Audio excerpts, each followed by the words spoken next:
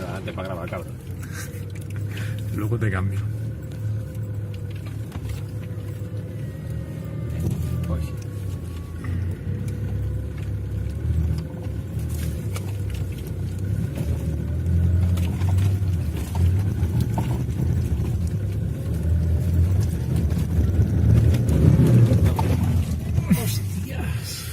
A lo mejor has acelerado demasiado ahí. Sí, yo creo que también.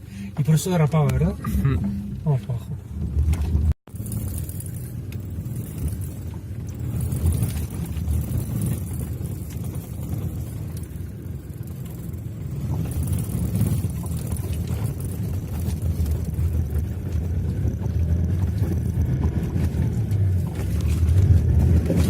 Hostia puta, chavales. Hay una piedra gorda. Y me ha avería motor y se ha parado.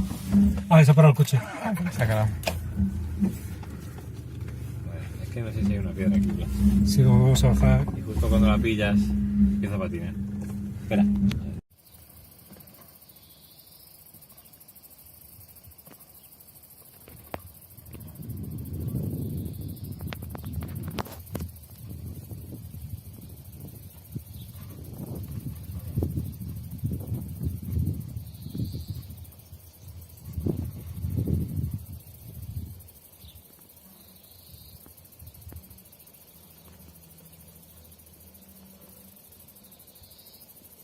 ¿Qué tal está la rueda, recta? Hay que venir a la derecha.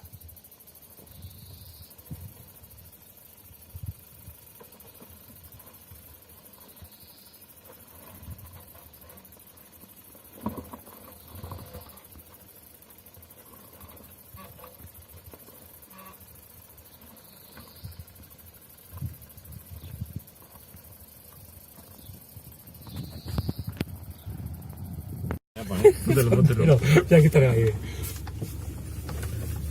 a poner que no sé dónde ya tenía. A ver.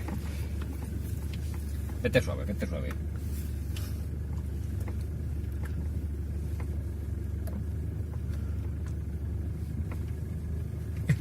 Ahora que tengo calipo.